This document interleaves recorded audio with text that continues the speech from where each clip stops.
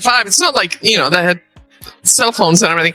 It was rough. Then all hell broke loose at the press conference in Forest Hills. That's when I famously said I want to be number one. Little did I know that I would, you just don't realize you're in the middle of a maelstrom. She has that kind of pit bull, like Sibulkova was a little bit like that to me as well. Obviously, one of the storylines last week was Alex Eala and the massive crowds that she was bringing to Dubai. I think it was perhaps maybe more notable there because that's not a tournament that is typically... What was meant to be a routine showcase of tennis greatness has erupted into pure unpredictability at the Stuttgart Open 2026. Seedings have lost their meaning as an unheralded replacement storms the spotlight, leaving even seasoned icons stunned. Grand Slam champions are being overshadowed, not by rankings, but by raw momentum and fearless play. The crowd feels it too. Every early match carries the electricity of a final. This isn't just an upset story, it's a shift in energy, where one unexpected name is redefining the entire tournament narrative. Alexandra Eala, the teenager from the Philippines, who didn't have to play today. You're calling it. She's winning the tournament. Eala? Yep. Oh, wow. Why do you say that? Mic drop from Anaco. I don't have to elaborate. How is she going to beat Iga? No, I think, look, it's been so much fun to watch her play. I love the fact that she's been able to take power and use it against her opponent. I think Iga probably has a little too much horsepower and experience for her in all seriousness. Stepping back now? Yeah, but I want this is how I get the microphone. This is how I get my ability to talk. I say something really out. The Porsche Arena wasn't meant to feel like a live concert, yet Stuttgart in April 2026 carried that exact energy. What should have been a calm WTA 500 stop turned electric, as if fans were waiting for a star already etched in their minds despite her being listed as nothing more than a last-minute replacement. Had come to watch their player, and I'm wondering if you can tell us, in terms of her actual tennis, what is it that she does so well? Well, there's a lot of things that she does really well, and I think there's a lot of things that make her opponents feel very uncomfortable. One of the things that she can't control is that she's a left-handed. There's always something about playing a left-hander that you get pulled out of the court a little bit differently. Her forehand is really good, but I think her backhand is better. Her backhand is a little bit more of an aggressive shot. The combination of her aggressive baseline shots with her backhand and then the ability to hit a heavier spin and make your opponents to kind of step back. Outside the gates, the early morning buzz felt different. Lines weren't forming in the usual calm, orderly way, but swelling into long, restless waves hours before any practice rally began. Security kept double-checking the crowds, almost expecting them to thin out. Instead, they only thickened, growing louder, tighter, and more impatient with every passing minute, as anticipation kept building. Filipinos, and she's like, oh, I want to go watch Alex Eala play. Like, oh my gosh, I want to watch. She's crazy about Alex. She's like, I'm going to come watch her when she plays on Thursday. And I was like, Mom, I'm going to be playing on Thursday. She's like, oh, yes, you too. Yes. I'm going to come watch you too. And I was like, what? Mom, what are you doing? Didn't you say that she wanted to make her a Filipino dish? Yeah. And my mom went to US Open last year. Alex was obviously huge then, and she was like, oh my gosh, I want to see Alex. Maybe I'll get a picture with. At the center of the rising buzz was a name never expected to control the draw, yet it had already taken over the mood. Alex Eala arrived in Stuttgart not as a seeded favorite, but as a last-minute replacement after a withdrawal reshaped the bracket. Still, the response around her felt massive, as if the tournament had unknowingly welcomed a global sensation without ever announcing it to the crowd. Alexandra, this week just keeps getting better for you. You just took out the world number 5 for the biggest win of your career. We saw the reaction. What is going through your mind right now? I'm so blank. I'm thinking of my parents who are watching now. Mom, Dad, oh my God! I can't call them because I have this interview, but I'll call them after. Anyway, yeah, that's it. In terms of the tennis, what did you think you did particularly well today? Oh, I don't know. I just kept my head down and I kept running. I knew she was gonna come out. That twist alone might have raised a few eyebrows, but what followed pushed curiosity into disbelief. Ticket availability began disappearing at a pace usually reserved for finals day. Fans weren't simply booking seats, they were scrambling for them in real time, refreshing pages only to find fewer options each second. Sold out stopped feeling like a warning and started to seem inevitable. The irony was striking. Stuttgart had arrived with its usual prestige as a historic clay court stop, a stage that has welcomed legends like Martina Navratilova. Yet the atmosphere suddenly shifted, as though the crowd had taken control, rewriting the script regardless of the official draw.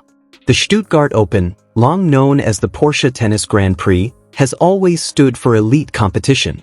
On paper, this edition was no different, featuring top-ranked players, Grand Slam champions, and returning title holders expected to dominate the spotlight. But something had changed. The focus was no longer following rankings or reputations, it was being pulled elsewhere, toward a story no one had planned but everyone seemed to feel. Specific players that you really bond with in those moments? I love Jenny Brady. She's hilarious. Yep. So whenever I'm feeling a little down or something's happening, I'll always go to Jenny because she'll have something funny to say about it and we'll get a little laugh going. So yeah, Jenny, Alex, Eala, she'll also have some good laughs in those crazy moments. So you really have to have humor with it. I mean, we're going through all sorts of things, so you kind of just have to be humorous about it and let everything. Yet expectation and reality rarely travel at the same pace in modern tennis, especially when a new wave of audience momentum begins to form. And here, that momentum had little to do with ranking points. It started quietly, almost easy to overlook, when early practice sessions drew unusually large crowds long before any official spotlight should have been in place. A late withdrawal from a higher-ranked player then reshuffled the draw, placing her directly into the main stage. In most tournaments, such changes pass with little attention beyond routine announcements. But in Stuttgart, it landed like a spark on dry grass. Almost instantly, the narrative shifted from replacement entry to must-watch arrival. What made it different was that this shift wasn't manufactured by promotion or media buildup, but by fans who had already been tracking her rise well before she stepped into the arena. Her season leading into Stuttgart had already been a mix of breakthrough performances and sharp setbacks, the kind that remind everyone that progress in tennis is rarely linear, even for the most promising rising names. This Anacone Open like it was a real Open. We're going to boom off the stage in a second because you can't go back. Seriously, She'll be rested. I expect her to have a really good showing. I do think Iga's got too much firepower, but I think this is a really big new beginning. We're going to see a lot of good tennis from her, and I think it's going to be a really exciting time. I was jesting. I think she's going to be a little bit short tomorrow. Oh. But see how I got Tomorrow, you went all the way to the title. I got Now you're control of the microphone that way. As soon as I did that, you guys were like, let me listen to what's all. There were also moments that pointed in the other direction, matches where strong leads slipped away in ways that left even experienced observers puzzled, as if elite tennis was still testing how far her game could be stretched under pressure. Yet none of that nuance seemed to matter in Stuttgart, where crowd reaction had already reduced everything into something far more emotional than analytical. That's what made the situation so intriguing. Even figures deeply rooted in tennis history struggled to make sense of what was unfolding. When comments from Martina Navratilova about the growing crowd attention around Eala began circulating, they weren't treated as routine analysis. They were read as genuine surprise and acknowledgement that the spotlight was shifting in ways that refused to stay fixed on the expected names. And the irony only deepened.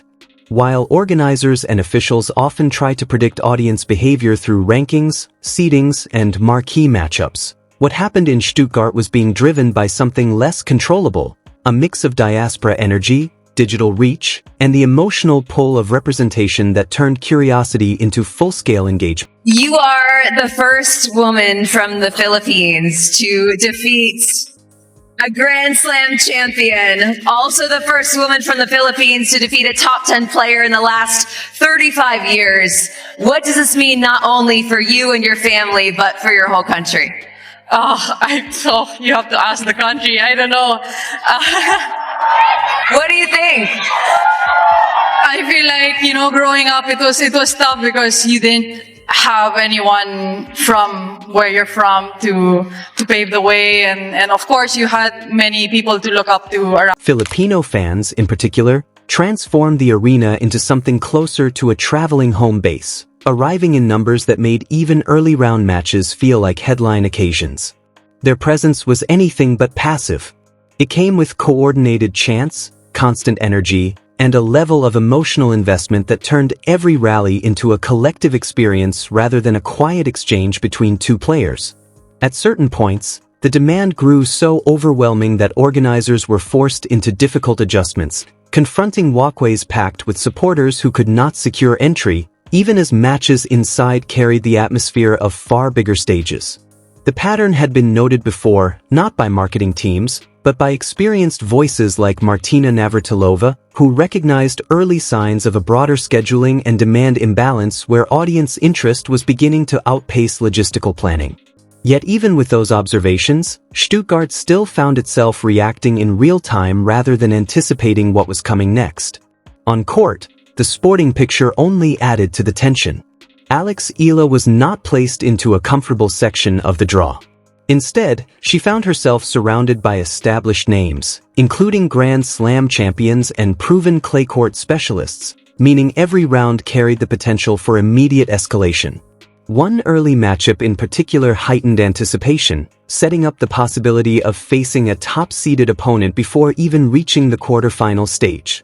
Under normal circumstances, that would feel like an overwhelming path for a newcomer, but here it became part of a larger unfolding narrative rather than a barrier. Adding another layer was the presence of players with Filipino heritage on the same side of the draw, creating an unusual intersection of identity, competition, and shared audience loyalty. Leila Fernandez naturally entered that conversation as well, not only because of her ranking and accomplishments, but because her presence added depth to a section of the draw that already felt unusually weighted with emotional significance. Through all of this, the most striking element remained how quickly the atmosphere in Stuttgart shifted from expectation to unpredictability. Tennis tournaments are usually built on structure seedings, scheduling logic, ticketing forecasts, and clearly defined hierarchies of star power. But Stuttgart 2026, at least in its opening phase, seemed to loosen those foundations. Even the experience of attending changed. Conversations outside the venue were no longer centered on who might lift the trophy, but on whether fans could even enter in time to witness specific matches. Ticket resale discussions intensified. Queue times became part of the storyline.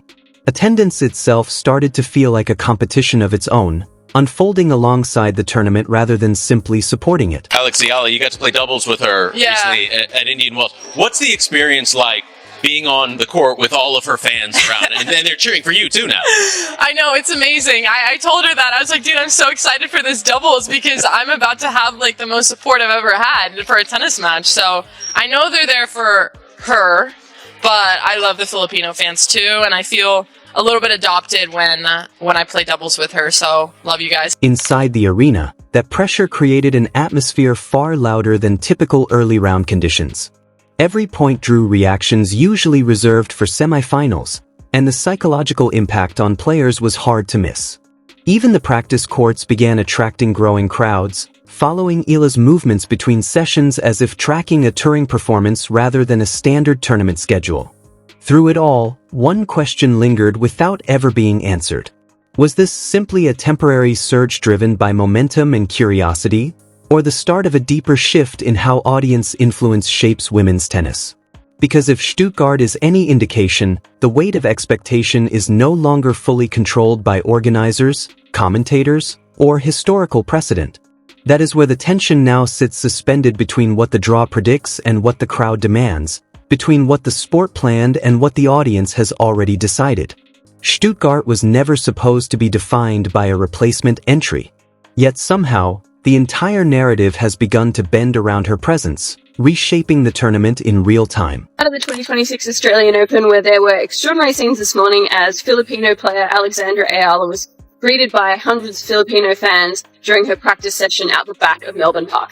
Eala is number 49 in the world, and she's really captivated the hearts and minds of the Filipino community here in Melbourne after she became the first Filipino player to win a Grand Slam match at the US Open in 2025. The rest of the tournament, whether acknowledged or not, now finds itself playing catch-up.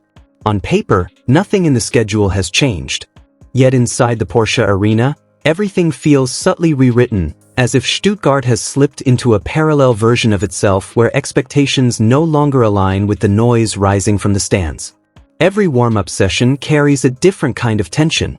The moment Eala steps onto any court even for routine rally drills, the perimeter begins to fill in a way that forces security to reconsider access timing and crowd control strategies. Inside tournament offices, discussions have shifted away from simple match scheduling and court assignments. Instead, conversations now revolve around crowd flow, entry pressure, and the uncomfortable reality that one player's presence is influencing logistics usually reserved for the final stages of a major event. It is the kind of scenario tournaments often imagine in planning meetings, but rarely expect to manage live. On court, the pressure takes a different shape, quieter but equally intense, as every appearance now carries weight far beyond the scoreboard. So it's Miami Open Week. Everybody is super excited about Alex Eala, who is competing there as a world number 29, seeded as a bye again in the first round.